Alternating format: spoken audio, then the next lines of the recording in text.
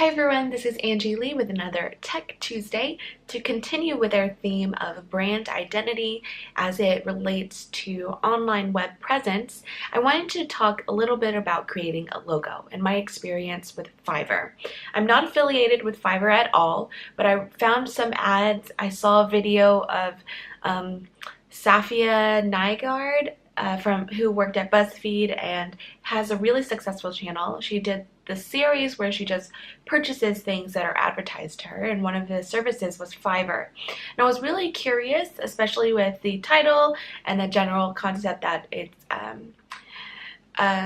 labor that you can get fairly cheaply, that's commission work, and able to have that community of smaller artists and digital artists.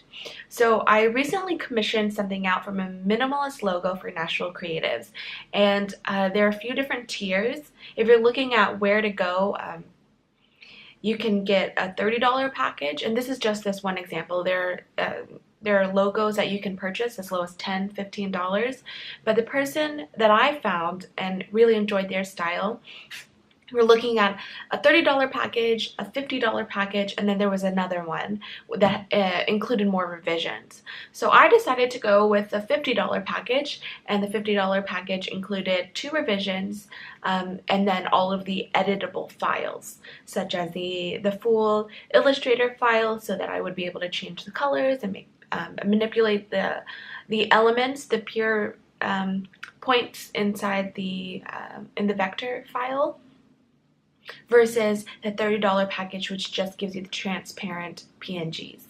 Okay, so with that understanding of how a lot of these different tiers work, that was a process that I found in a lot of the Fiverr packages.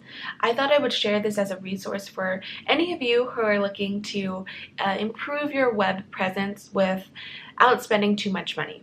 Now, $50 for this may seem like a little bit steep depending on where you are in the process, and maybe you're very new in your organization. But I think it's a good investment to have brand identity and be able to market on all of your materials and drive people and make that awareness around a certain icon. So what I was able to do, fortunately I have a few friends who are in the design world, so when I received that first draft, I went ahead and sent it to a few people to see what are the feelings that they have or their initial thoughts when looking at it, and what do they think of. Is it friendly? Is there a negative connotation? Does it remind you of any other symbols or logos? And then you want to make sure that that brand or those feelings are in line with the brand and message that you are trying to convey. This really goes into a lot of design theory. It's not something that I particularly specialize in, but again, as a resource, this is going onto that series of building your web presence and your personal brand. Here's one source that you can look at, and really just go with the $30 package if you need to, the $15 package, and then you can go back and make upgrades if that's not enough for your needs. So save up, don't go out one weekend or drink at home if you'd like. Drink at home with friends instead of going out to the bar.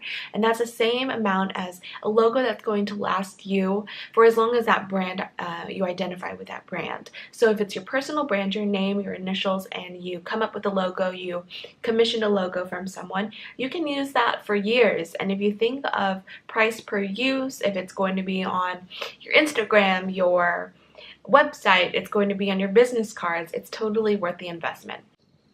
I'm just gonna stop here. I feel like I have nothing more I don't have anything else interesting to add that's going to help you and add value to you. It's really about me collecting these resources, sharing my knowledge. If you have requests, please leave it in the comments below. I know I've continued to get questions about describing my experience studying computer science as a woman in tech. And that's something that I feel like is such a big ask. I want to be able to, and maybe it's dealing with a little bit of imposter syndrome. I do have a lot to share, but I worry that I want to give something a little bit more thorough that's going to answer the real specific questions that you all need. So I need to sleep on it some more, but that's definitely one of the topics that I'd like to discuss in this series.